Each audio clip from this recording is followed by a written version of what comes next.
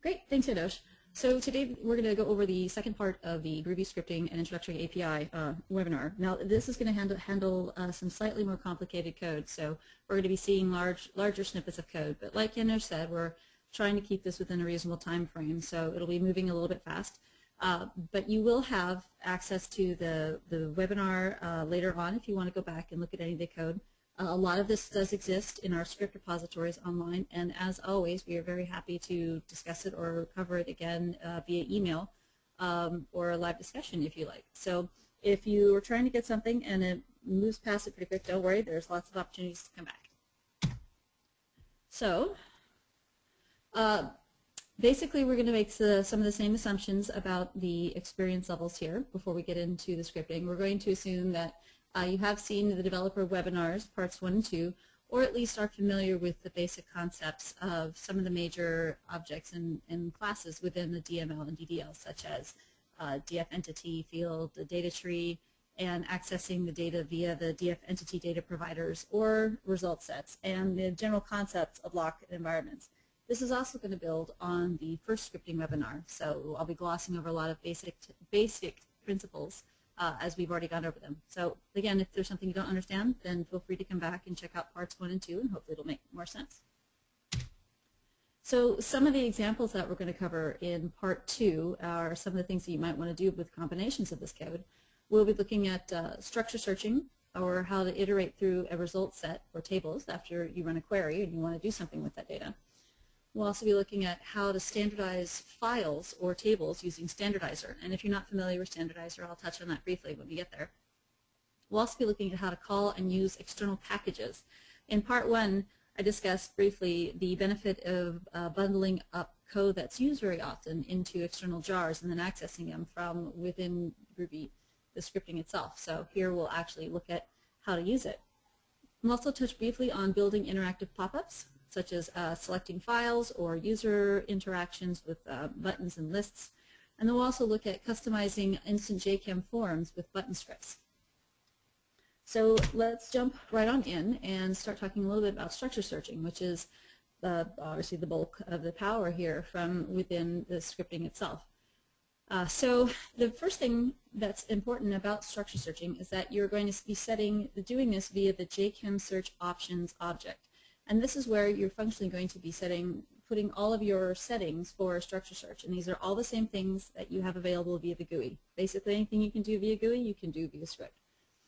This is going to entail using the search constants interface. Now the search constants interface is this guy right here where he says .substructure, and this is where you define the type of search that you have available. So before we look at this little chunk of actual searching code, we're going to have to import these objects and interfaces that we need for structure searching, such as the JChem search options. This is where we're going to build up our search options. Our search constants. And our search constants are basically the same things you get via searching in the GUI. Substructure searches, similarity searches, full searches, fragment searches, superstructure searches, and the like. So you would set that here.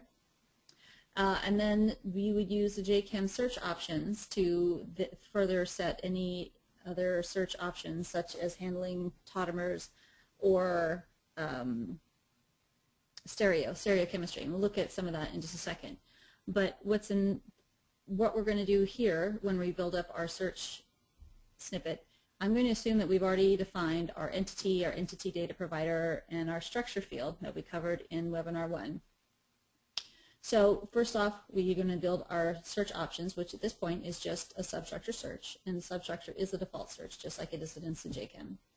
Then we have to build up our options map. This is so that our query builder can understand our JChem search options. So we're simply going to fire in JChem search options are the options that we just set above. And now we're going to build our query mole. So what are we searching against? Now, if you remember, previously we talked about Marvin structure versus a molecule. Since we're going to be querying via Instant JChem onto a structure table, we are going to have to use a Marvin structure because we are searching against Marvin structures, which is just a wrapper for a molecule object. So we're going to take our molecule object that we have determined somewhere previously. Maybe we read it in from a file, maybe we fetched it from another table, whatever, we've made our molecule object, and we're going to pass it into a Marvin structure wrapper. And now we're going to build up our query down here. And this query uses a DF terms factory, which is basically the ability to build up complex queries that diff can execute. So down here we're also going to be passing, the important component I want to point out is that we're passing in our options of a map back up here. Now we'll come back to this in just a second, but the options can get rather complicated. There's a lot of different things that you can do for structure searching from the Groovy command line. Now this is, if I spit out all the possible options as a string, there's a huge array of possible options that you can set. And this is again all in the API and set up much neater. But the things that I wanted to point out here that are worth paying attention to and being able to come back to are the options in which we have set the search type. In this case, it's a substructure. Those who are familiar with Cartridge will recognize this as the structure search call with the little t. And we would just separate these all with commas, set them on different lines. You can also control how exact the stereo search is. We can apply a chemical terms filter. We talked about chemical terms in the previous webinar, but you can also use this to add a filter on your search query. You can also set a timeout limit, control tautomers, limit the number of results that come back. You can also apply what's called a filter query, or you can have the search halt on an error or carry on. So if we come back to our query building up from the basic structure searching here, again we've got the DF terms factory, which we use to create a wide variety of queries that diff can execute. But what I want to point out here is the query creating mechanism, create field operator value expression. And this basically is needed to create the expression that is going to be executed within diff. And this is worth paying attention to because this is not just useful for structure searching itself. This can also be used for text strings or number strings or any other kind of query on existing fields that are of interest. For example, if we wanted to search for a text string in a field, we're going to use our DF terms factory again to build up our query, and our create field operator value expression method again. But this time we're going to do a text query. And so we're going to say our operator is equals query on the text field, and here's where we set our options again, and here's our query text. So basically this query builds up and says search for this text where it equals in this text field. At this point we now have our compound query and we're ready to apply it because this just builds the query. This doesn't execute it. Where are we going to execute it? Well, we're going to execute it on our entity data provider, and this is the same thing for structure searching as well. We're going to use query for IDs with our query. We're not going to have a sort directive, and because it's simply querying on the entity data provider, we're not making any changes and it doesn't need to be locked, it's going to be in a read-only environment. So what this does is it returns a list of IDs that match the query, and at that point you can do something else with the IDs themselves. It's basically within the GUI, when it returns the list of IDs, it's the same thing here, except we haven't applied it to the selection. So operators, I have equals here, but this just contains your standard logical operators and conjunctions that you would expect from most languages. So you also have the ability to true, false, is it in a list, is it like, does it start with a particular string, and so on. This is all, again, all in the API that you can look up, but you do have the ability to build up these kinds of queries within Groovy pretty easily. Another example here that's kind of handy is find all my values that are not null. So we're going to, again, when our terms factory, build up our operator value expression, and this time we're just going to say it's not null. On our text field, find all the values that are not null, and that will return you a list of IDs that then you can further process with. You also have the ability to combine queries using the AND or operators. An example of this, let's say we had two queries that we wanted to combine for single execution.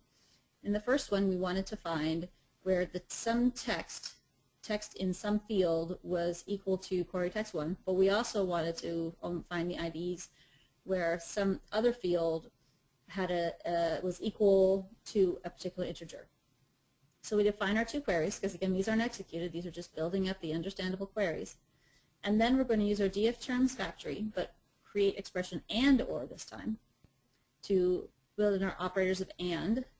Here's our queries, query 1 and query 2. You could combine many queries if you wanted to, with null options here.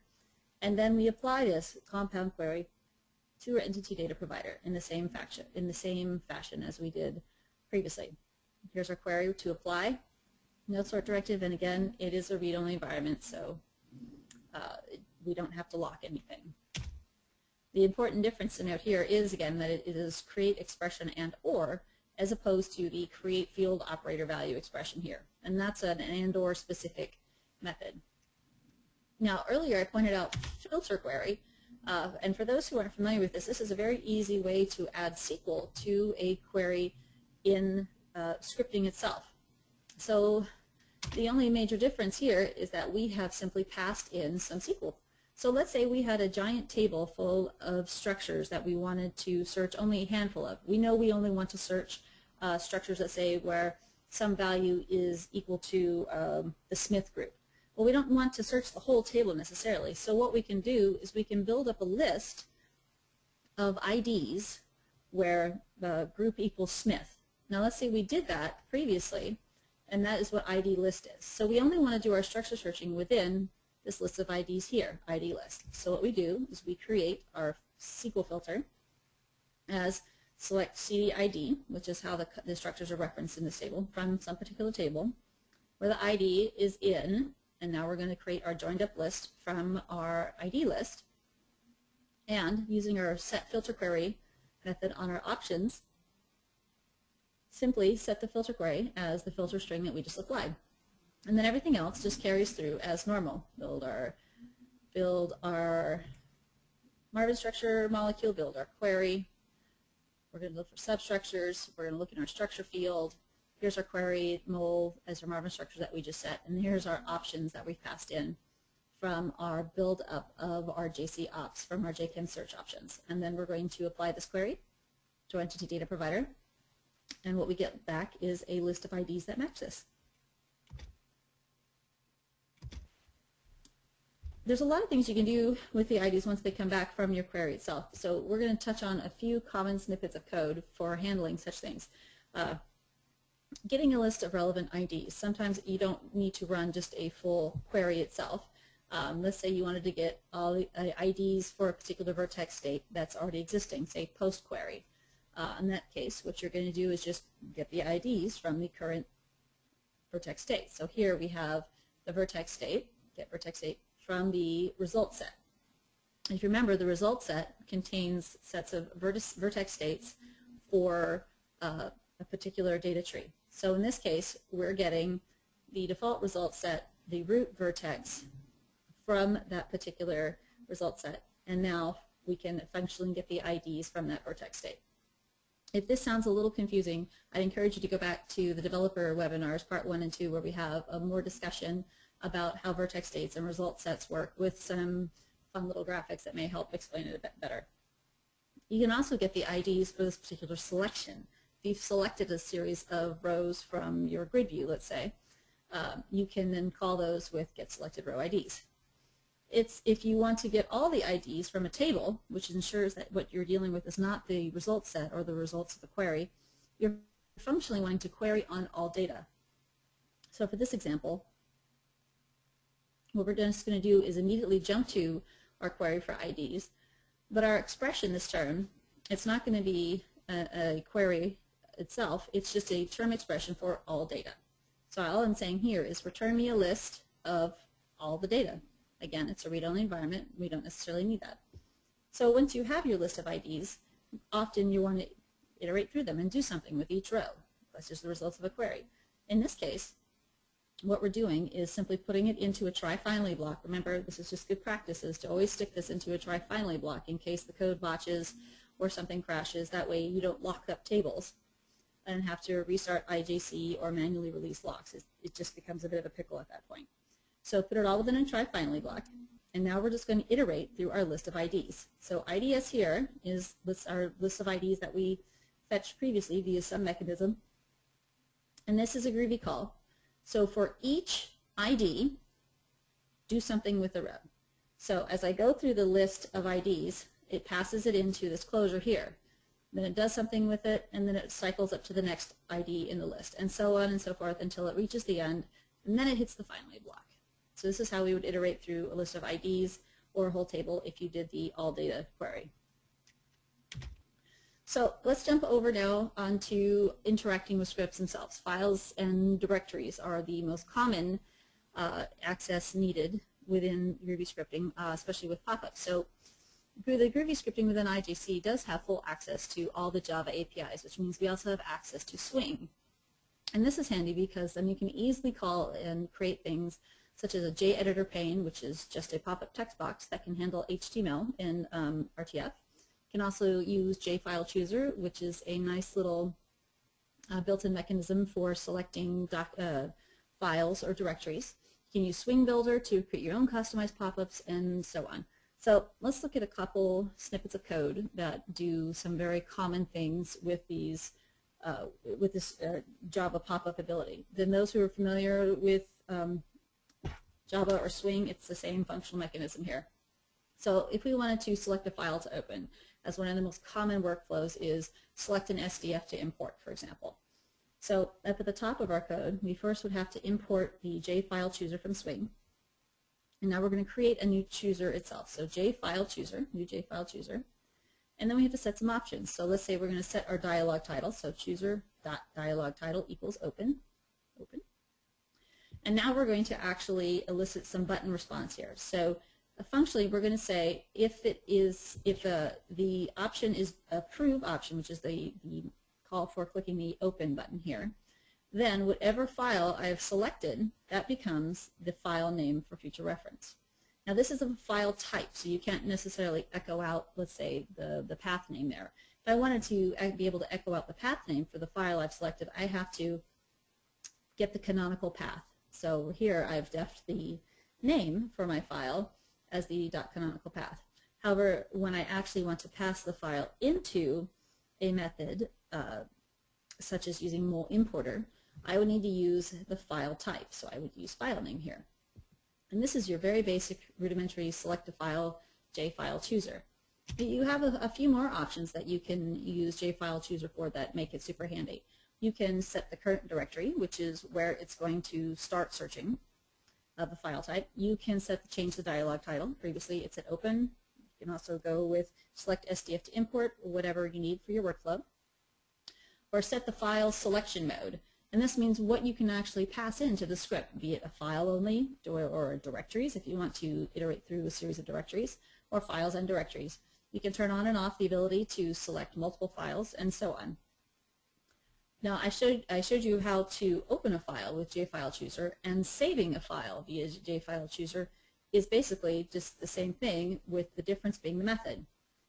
Instead of show open dialog, where we fetch in a file, we're going to show our save dialog, which is just going to write our file to wherever we locate it. Now, pop-ups themselves are a very powerful component of Groovy scripting, and where a lot of the workflow customization can come from. And personally, we find Swing Builder to be much, much easier to use than Swing. You have a wide variety of options for controlling pop-ups with Swing Builder.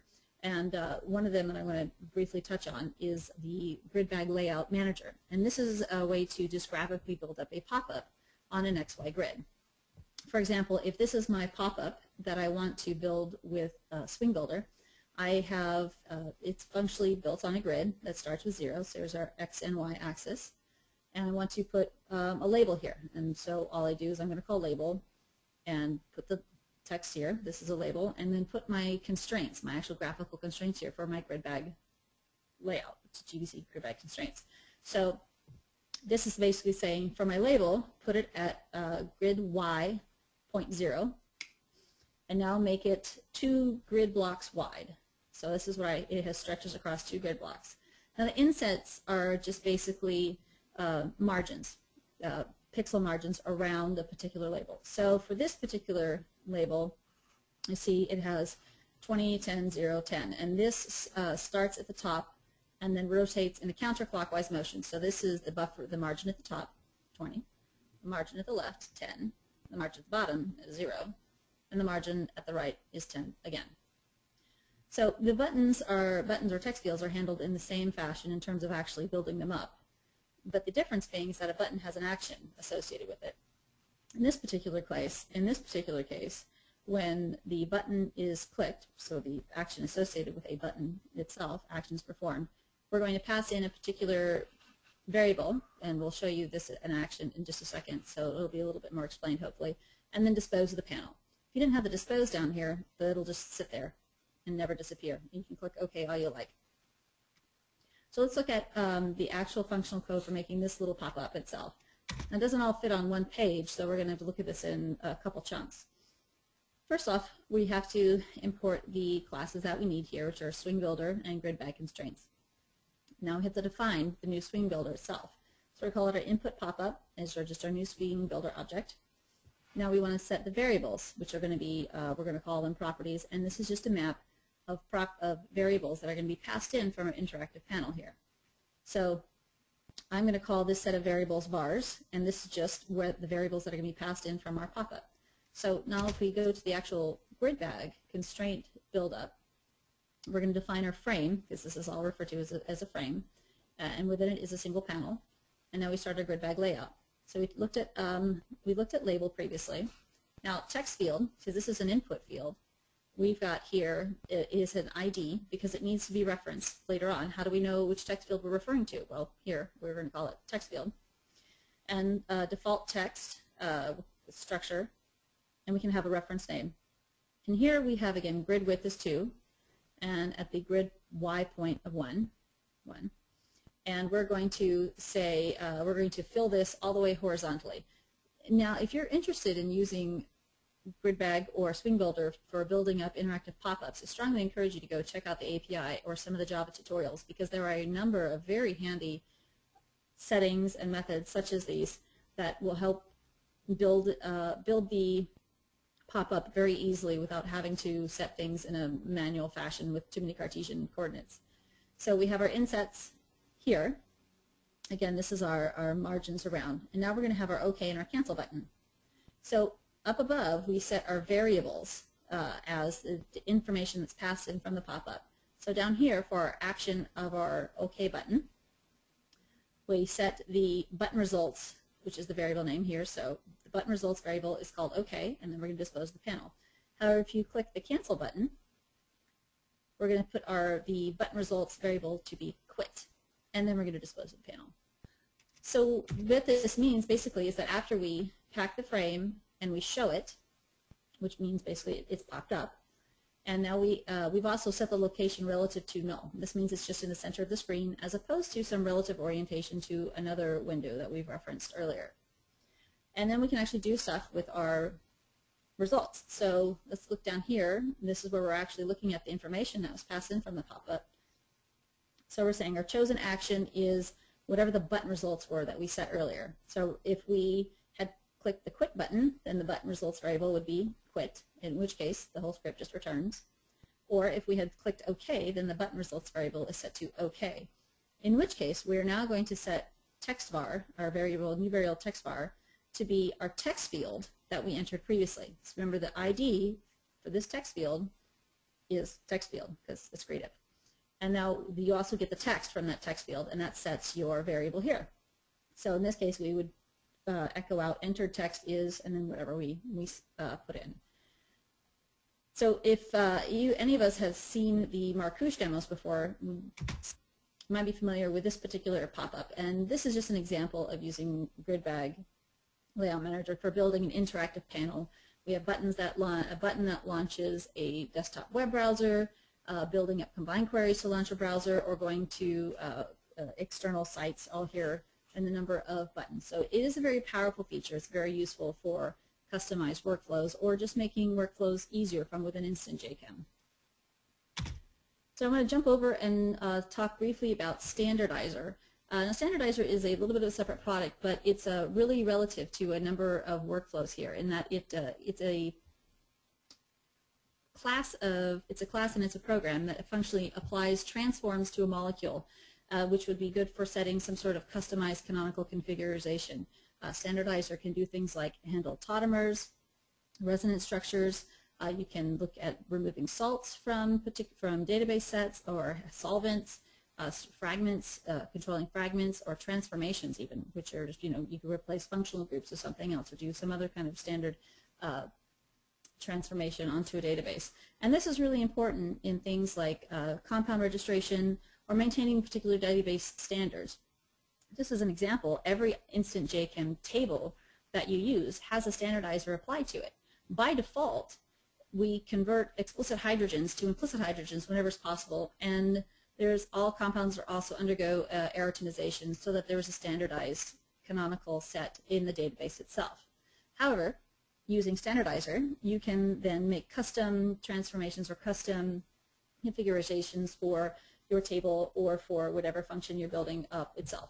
So if we were going to call a Standardizer from within Groovy scripting, we're going to first have to import the Standardizer class itself. Now, Standardizer rules, which is just the list of the transformations, such as aromatize this or transform group A to group B, all stored as a single XML file.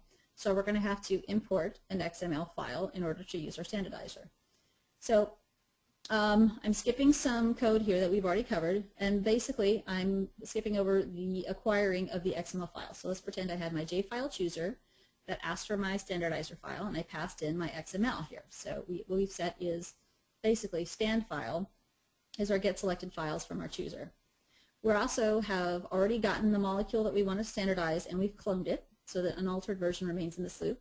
We talked about this in the previous webinar as well, so if you're unfamiliar with the practice of cloning a molecule, I encourage you to go back and check that out. And then the code itself is very straightforward, very friendly. We're going to create a new Standardizer object from our particular XML file here, and then we're going to set the final clean action, which basically says do all the transformations and then clean up the molecule to arrange the changed atoms and reaction components. So we're indicating that we are going to set the final clean mechanism, and then we just call the standardize method on our molecule.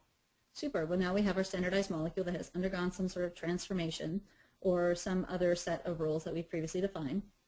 And quite often what you'll want to do here is know, well, if we have a series of transformations within an XML file, which ones actually apply to our molecule?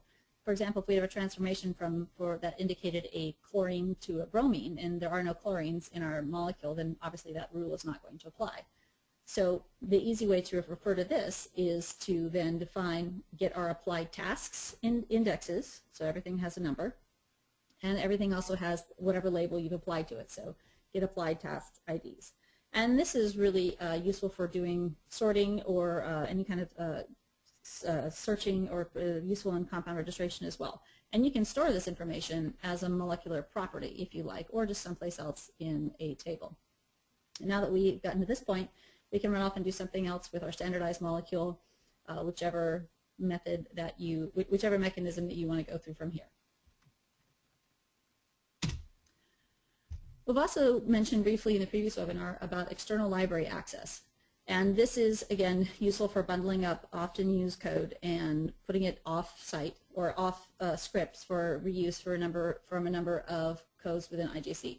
So basically, you have to bundle up your jar, we mentioned this before, and you have to put it in a Maven or an Ivy repository, either from the Maven directory itself or your company's own internal Maven or Ivy repository. So in order to actually utilize this within Groovy, we're going to first use the grapes grab call here and set up where we're getting our repository dependencies from and putting it all in our class path here. So this org spring framework, this JDBC template call right here would not work if we hadn't imported this using grapes. But now that we have pointed out where to acquire this, we can then next line or later on import it for utility into our script. You can add your own libraries via local Maven repository, and this is just an example here about our resolver resolving the repository name here where the root is, and then continuing on with our grapes method just to call a particular group in our version and then importing it. And the nice thing here is that you have version control, basically. So we have everything here has got a particular version call number, so you can call specific versions if you like, or version up the external code itself. But they do have exclusion of transitive dependencies, which is a nice little feature for the external library access through Groovy.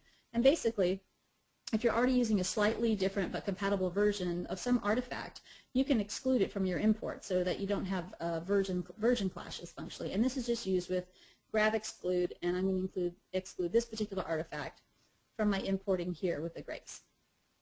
So let's look at a little bit of an example of this in action. So this is a little snippet of code, and we've buried some of the irrelevant parts that basically promotes up tables and fields within Instant JChem via a script mechanism. So it's a bundled ETL tool that we have in our Maven repository. So the first step is, again, we're going to resolve where we're grabbing this from, and we're saying that it's from our pretend ChemAxon Maven Instant JChem repository, and this is what we want to grab. Grab the ETL module of this particular version from this group. Super. Well, now that we've grabbed that, we can then import this particular DSL object for our utility. And now that we have this accessible from within our script, we can then go through and use that class with all its methods and so on to define our model. In this particular instance, we have to define our model for promotion up within Instant JChem, making it useful and making it visible and usable. And this is just DSL built within the actual jar itself that is moderately irrelevant to this particular example. But now that we've used all these customized methods, we can then simply bundle up our promoter object and execute it, because we pulled this in from remote utility, perform the changes. To pop over to button scripting now, as we're trying to move through this a little bit quick. Button scripting differentiates from data tree or schema scripting in a couple different ways. One is the injected variables. If you think back to all the code that we looked at beforehand, which has thus far been data tree or schema scripting, there are some variables we didn't have to define, such as a data tree. So the two differences here are how variables are injected into a data tree script or a result set script. Into a script, data tree script, or a button. So for example, in a script that we've been looking at, it automatically inherits the data tree reference because it's sitting on a data tree, or you can manually specify it if it's from a level up from the schema side. On a button, however, the data tree has to be fetched from the current result set, because a button is on a form, and if you remember that a form pulls data from the current result set or the current selection. So you have to be sure to indicate from the result set where the data tree is up a level. So we're just going to define it here as result set.datatree. Result set itself is something else that differs between a script and a button. On a script, you pull the df result set from the parent vertex as it sits on, let's say, a data tree or a schema if you manually indicate it. So our parent on a data tree script would simply be the data tree, which is an injected variable, our root vertex, because the root's going to be the parent, and then the entity. So here's our parent entity. And then from our result set, we're going to go and we're going to get from our data provider, because it enters via the schema here, get default result set, which is a method that we discussed in the previous webinar. So this is how you would get a result set on a script side. However, on a button, since it's a form, again, and based all on the result set already, you can simply get the result set from the widget. So we'd go def result set is the widget, a level up is the form, and then the result set that's associated with that particular form. So a button also has events associated with it, and there are 4 events that come built in with a button. If you go to build a button yourself, there is a little bit of dummy code that is commented out, but you'll see that it has these 4 different states in it. And it is what happens when the button is initialized, functionally when the form is opened. And this is kind of a roundabout mechanism for attaching a script for when a form is opened. If you have a button that has an init script, as soon as the form is opened and the button is initialized, that script will fire. Destroy is called when the button is disposed of to do a cleanup, basically when that form is closed and the resources are closed. Evaluate is the one that you'll be using most of the time, which is just the script that is called when the user clicks the button itself. OnChange is the ability to, the script that fires when some vertex state is changed, such as then you can then update a button appearance. And our example utilizes evaluate and OnChange. So our button example here is the one that you have commented out on your instant JChem default form. And this is the ability to go to the next record in a set. So in a form, when you're looking at data, it's one row at a time. And the next button will allow you to just go to the next row instead of having to push the little arrow up at the top of the form itself. You can just click the next button. And what this is doing is it's looking at, when you click the button, it's looking at our result set down here and our selection description. So we've got our current selection. We're going to make sure it's a single row because you can't look at more than one row at a time on a form. And we're going to say on evaluate, on click, we're just going to move our selection by 1. Now up to, and this is just the maximum size allowed here. So that's great and all, but when you get to the last record in your row, it would be handy if that button was grayed out. So that's what OnChange is for down here. And basically this is saying, here's our standard definitions, and we're saying that as long as the selection is less than the size plus 1 here, it's enabled. So functionally, when we get to the last record, then it's no longer going to be less than the root vertex size, so it's no longer going to be enabled, and thus it'll be grayed out. And that's a quick once-over, but we'd be happy to talk more about the specific API or the methods here if anybody is interested. Something to pay attention to, however, with button scripting, and this is a relatively important gotcha, is that closures from within buttons are called from the AWT thread, and this is the painting thread at the front, and this can lead to thread blocks. So it's always a good idea to execute a script, especially the more complicated ones, in the background from an entirely different thread. And this can be done by using the Swing utility event dispatch thread. And isEventDispatch thread basically returns true if the current thread is an AWT event dispatching thread. So if so, which it pretty much always is, then it will simply call this evaluate implement in the background for widget. So we've defined this down here as the evaluate implementation, and this is where you put all your button scripts here, because widget, we're still passing in our event as widget.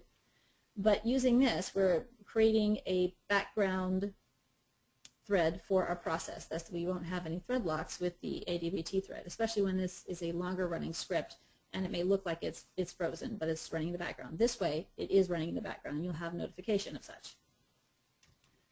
Somewhat similar along these lines is the concept of event hooks.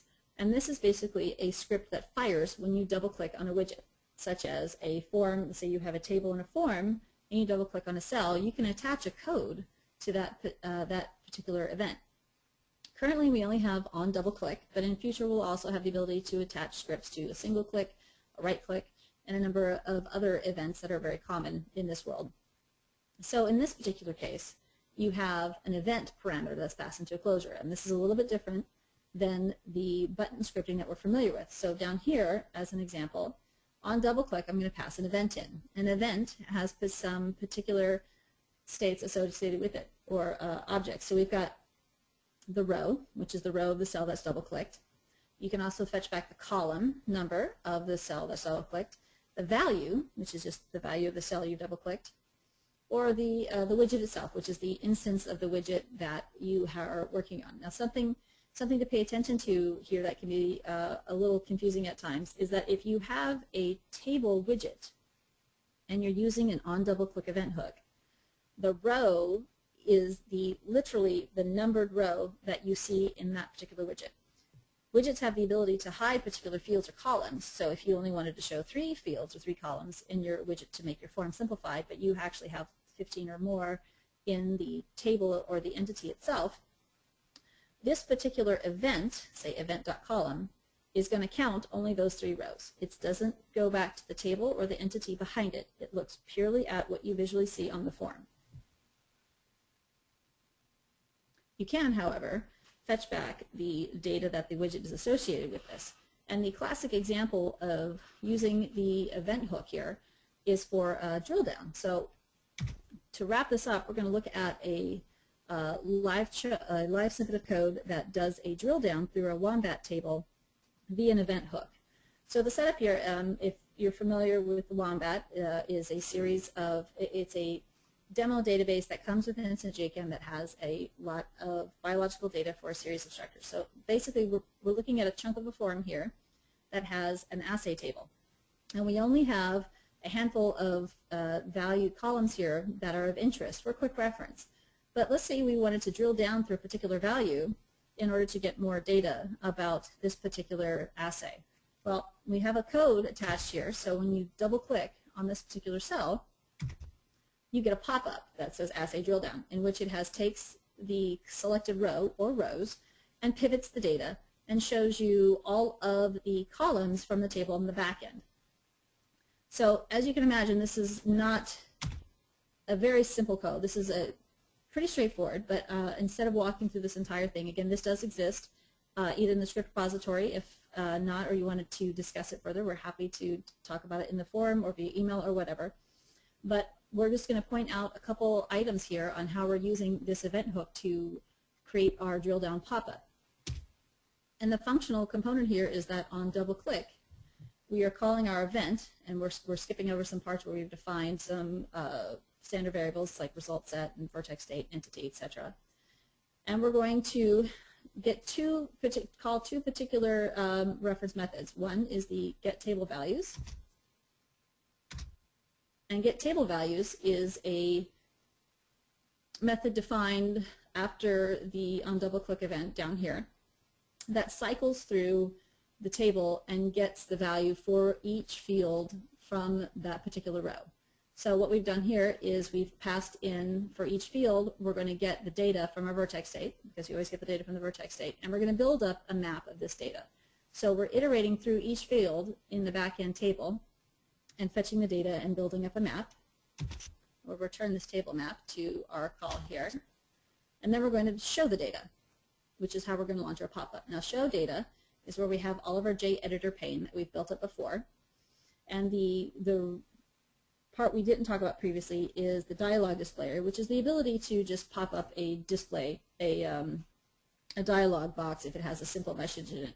And the message here is another method we call real content, which is where we are going to use something handy called our markup builder, which is a Groovy and really neat Groovy class of methods for building HTML or building XML. If you have any interest in this, I definitely encourage you to check it out. It's very easy to use. And what we're doing here is we're taking our table values that we cycled through previously, now that we have our map of data, and we're just going to build out an HTML table. And this looks a little complicated, but if you sit down and look at it, it's not really. It's just going to iterate through building some HTML. And for each row within the table map of values, we're just going to spit out some rows and columns here in a pop-up. I realize that was a super fast overview, but if you're interested in this, again, come back and check it out on a slower basis, or feel free to talk with any of us about it. We are very happy to help and always interested in customizing scripts or features for actual workflows. And that will finish us up. So Janos, back over to you.